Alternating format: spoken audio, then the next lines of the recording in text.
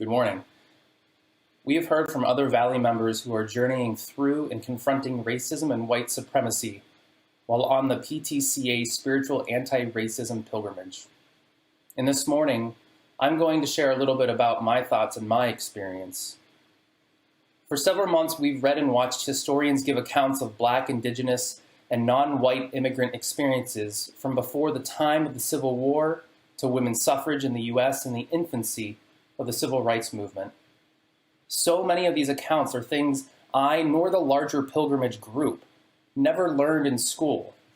Yet the historical accounts told through documents, newspaper articles, courtroom testimonies, they're all there.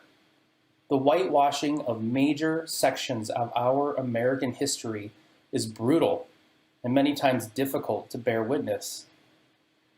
And so this relearning of what our pilgrimage guides call restoration through restoration is one of the few tenets at the core of our transformation to become better allies.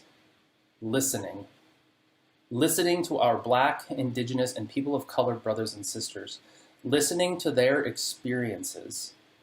I've learned that it is one of the most important things to do as a significant step in becoming a true ally and becoming anti-racist. One of the things that continually becomes recognized within my small group in the pilgrimage is racism is not something we experience firsthand. So to us, the way many of us enter into this and understand it is from a purely intellectual and academic perspective.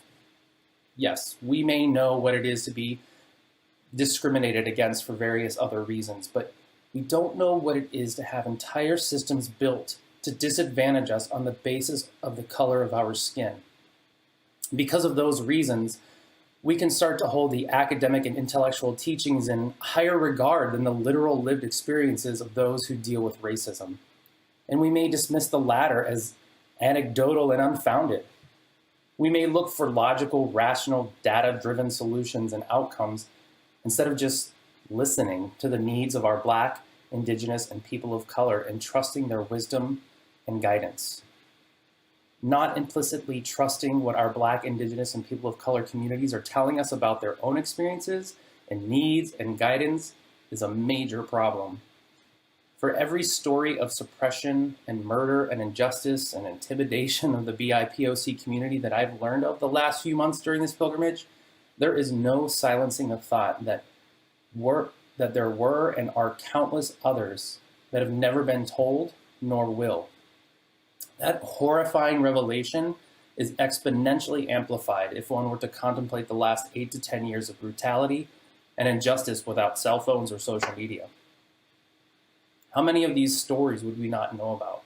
Know the truth? Would we even know Eric Garner's name? Philando Castile's? Ahmaud Arbery's? George Floyd's? We must listen and we must believe.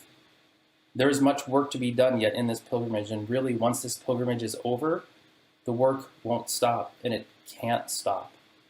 This work is not to feel good about ourselves. It's necessary work to train our ears to listen and our hearts to trust, and to ready us for action in the face of systemic racism, rather than fall into the trappings of inaction in this ever-growing woke culture. So my challenge to all of us, whether you are active in your own anti-racism journey or contemplating one, is to practice listening.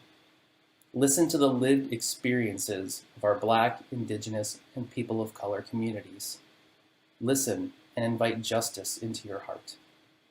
Thank you.